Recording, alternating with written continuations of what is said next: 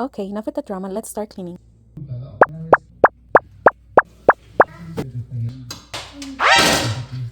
Yeah, so the other day I noticed that a wine bottle had popped.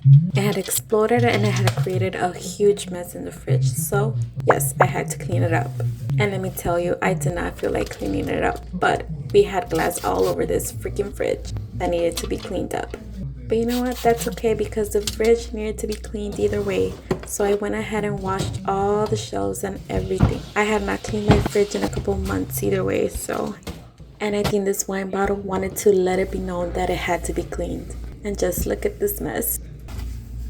Yeah, so disgusting. And let me tell you, the wine smell in the fridge smelled so disgusting.